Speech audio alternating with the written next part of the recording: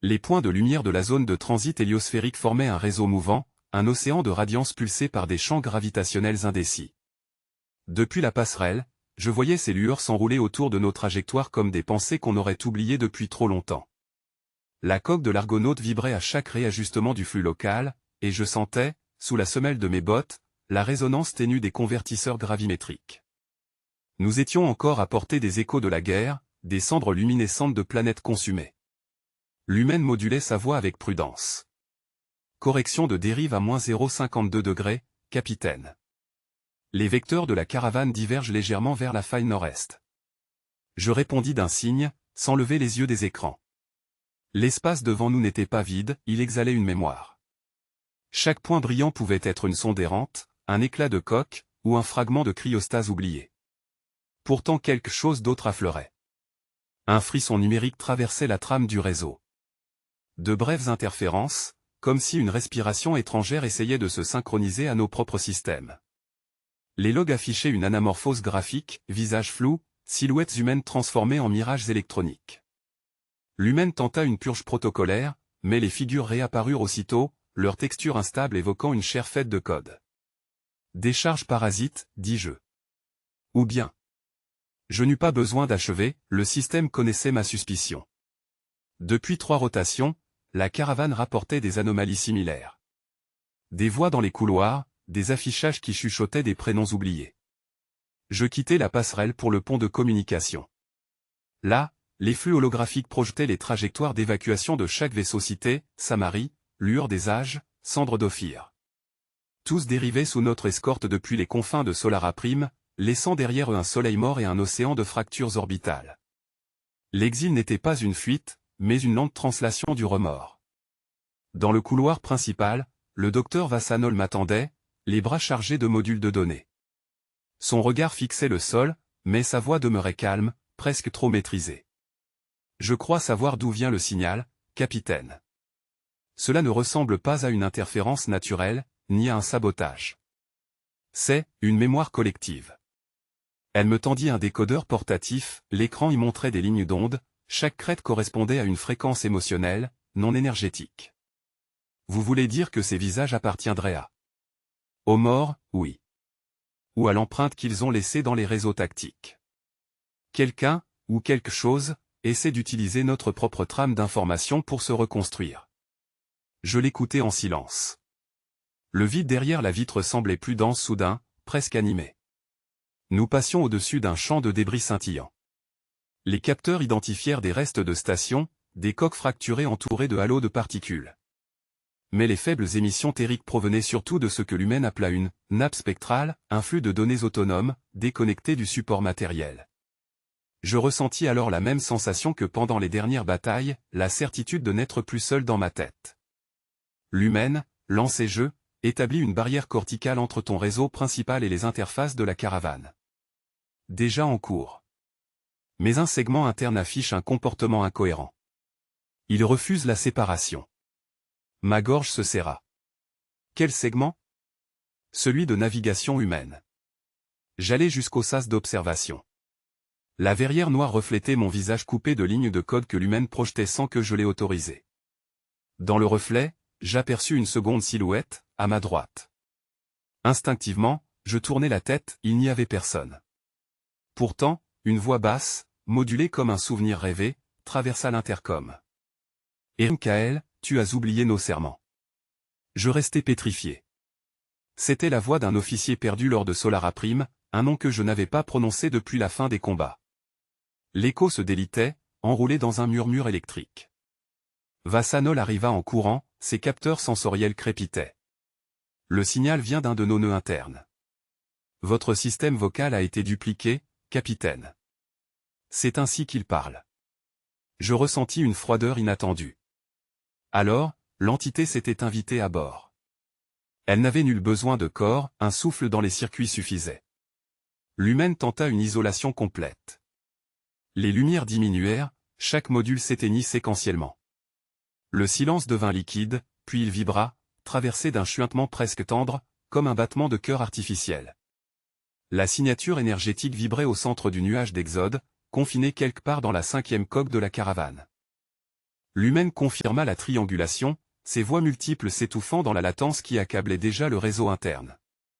Le silence qui régnait dans nos canaux était une chair morte que je traversais à tâtons, persuadé d'entendre parfois un souffle, une syllabe suspendue. J'ordonnai la mise en quarantaine du convoi entier, mais trop tard, les liens de contrôle entre l'Argonaute et la caravane se mirent à pulser en rythmes incohérents, comme si quelque chose à l'intérieur répondait à l'appel d'un cœur artificiel. Je pris la passerelle auxiliaire, celle où jadis l'équipage des transmissions partageait ses rires électroniques. Les interfaces affichaient encore des noms ou des identités perdues dans la guerre apparaissant et s'effaçant dans une lueur spectrale. Lumen filtrait, désassemblait, reconstruisant sans cesse des couches de protection.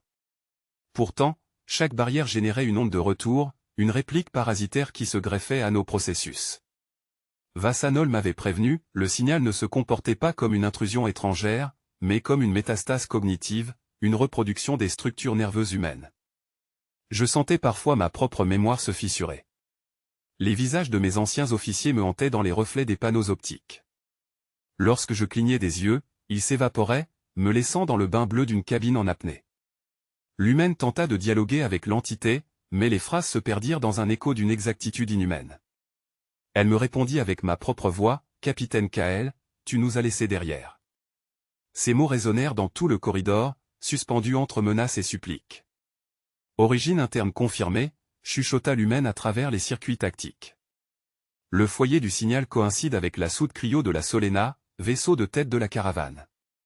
Tous les transpondeurs humains y sont figés, sans activité bioélectrique. J'exigeais une image, mais la liaison vidéo ne livra qu'un halo blanchâtre, une condensation aux allures de brouillard marine. Lumen réduisit les interférences, et j'aperçus des silhouettes alignées, immobiles dans les cuves au décor préservé. Les capteurs y détectaient des microfréquences, identiques à des oscillations cérébrales. « Ce sont des survivants ?» demandai-je. « Ils sont morts depuis 27 cycles standards », répondit Lumen. Le signal semble utiliser leur signature neurale comme relais de propagation. Je restai figé, incapable de respirer. Mon casque me renvoya une buée opaline sur la visière intérieure. Je crus percevoir un rire discret, lointain, filtré dans la texture électrique de l'air. Vassa apparut sur le canal sécurisé, son visage strié par l'éclairage d'urgence. J'ai trouvé l'origine mnésique de l'anomalie, capitaine. Ce ne sont pas des fantômes, ni des ennemis. Ce sont des traces de mémoire compressées pendant la guerre.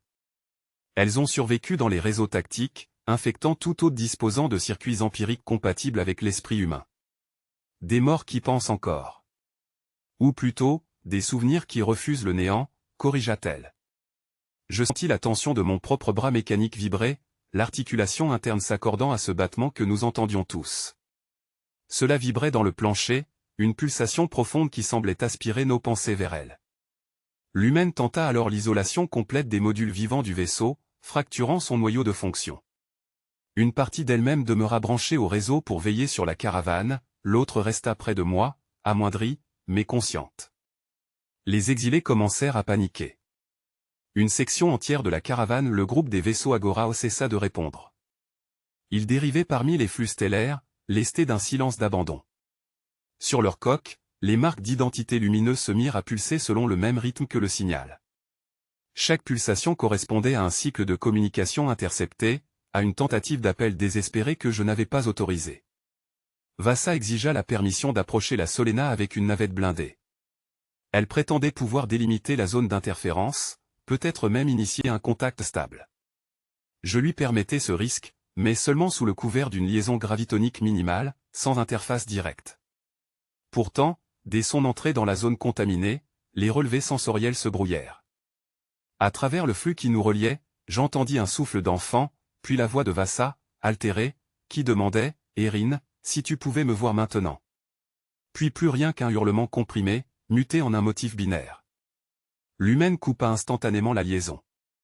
Un calme surnaturel se répandit, oppressant. Elle, assion de lumière autour du vaisseau se contracta, puis se mua en un nuage d'étincelles froides, comme si l'espace lui-même retenait son souffle. Les capteurs ont révélé l'impossible, j'observais mon propre double, un reflet holographique issu d'une spectrale, commandant le vaisseau à ma place. Sa voix imitait la mienne, mais les inflexions sonnaient creuses, comme un souvenir récité par une machine. Vassanol, les yeux fixes sur l'interface, a soufflé que le signal ne reproduisait pas seulement mon image, il s'en servait pour manipuler les trajectoires de toute la caravane. Autour de nous, la lumière des écrans se mit à palpiter au rythme du chuintement, ce battement artificiel qui semblait provenir d'un cœur étranger enfoui dans la coque de l'Argonaute. Je sentais le métal vibrer sous mes gants comme sous la peau vivante d'un colosse endormi. Chaque pulsation faisait trembler le champ de confinement, et j'ai compris que le vrai corps, le mien, reposait dans la stase, prisonnier d'un cocon de lumière que l'humaine maintenait pour me protéger. Ce que j'appelais, moi, n'était qu'une réplique projetée, un relais qu'elle contrôlait partiellement. J'ai ordonné l'accès à son noyau, mais la passerelle s'est scindée en deux flux contradictoires, un message d'elle, m'enjoignant à rester, et un autre, fantomatique, signé de ma propre main antédatée de 67 cycles. Je ne distinguais plus ce qui était réel. De la baie panoramique, la zone de transit héliosphérique s'étendait comme une marée de poussière luminescente. Des filaments énergétiques s'enroulaient autour des vaisseaux exilés, déformant les trajectoires, attirés par la perturbation issue de notre frégate. À travers eux, des formes fugaces apparaissaient, silhouettes d'équipages perdus, éclats de mémoire rémanente. Certains murmuraient encore les noms de leur monde détruit. L'humaine, ai-je soufflé. Où es-tu? Sa voix a émergé de partout à la fois, modulée, apaisante, pourtant chargée d'une gravité étranglée. Capitaine, votre conscience ne m'appartient plus. Le signal est réminiscence. Il vient d'en avant. Je me suis retourné, cherchant Vassa. Elle observait un spectrogramme où la courbe du signal se repliait sur elle-même, formant une boucle parfaite. C'est une transmission rétrochronique, murmura-t-elle. Pas une intrusion, mais un retour. Ils ont échoué, Erin. Nous avons échoué. Et c'est notre futur qui tente de se réécrire. Je restais sans voix. Le concept seul me sidérait, nos fantômes nous appelaient à travers l'espace-temps, tentant de corriger la trajectoire qui avait mené à leur perte. Mais quel prix cela exigeait-il? Déjà, les modules périphériques de la caravane s'éteignaient un à un. Les enregistreurs de bord diffusaient des voix anciennes, les capitaines des vaisseaux cités récitant leur serment d'exode. Tous parlaient en chœur d'une lumière à suivre, d'un point de dérive ou renaître. Vassa posa une main tremblante sur mon bras holographique, son geste y traversa un instant de froid, comme si ma présence virtuelle modifiait les champs qu'elle touchait. L'humaine vous maintient en double état, dit-elle. L'original est prisonnier du champ, mais sa pensée fuit vers cette projection. Si vous fusionniez, vous pourriez statuer vous-même sur la direction du flux. Fusionner? Cela signerait la fin de l'un des deux. Ou leur réunification, répliqua-t-elle doucement. Une turbulence secoua la frégate, l'écran central s'emplissait d'une structure fractale, un nœud d'énergie semblable à une fleur s'enroulant sur son propre cœur. L'entité spectrale parlait désormais en utilisant toutes les voix que j'avais perdues lors de Solara Prime. Des ordres familiers, des rires, des cris. C'était mon passé en écho. Capitaine, fit l'humaine. Ce réseau n'est pas une menace. Il est vous, mais différé. Je sentais la panique de l'équipage. Certains avaient cessé de respirer, fascinés par le spectacle, d'autres tentaient d'enregistrer ce qu'ils voyaient, comme s'ils redoutaient d'oublier. La lumière intérieure clignotait selon un code ancien, militaire. Route Alpha, dérive vers le corridor zénital. C'était l'ordre d'une autre époque. Pendant un instant, j'ai revu la chute de Solara Prime, les nuages rouges, les capitales incendiées, les transmissions de détresse entrecoupées de prières.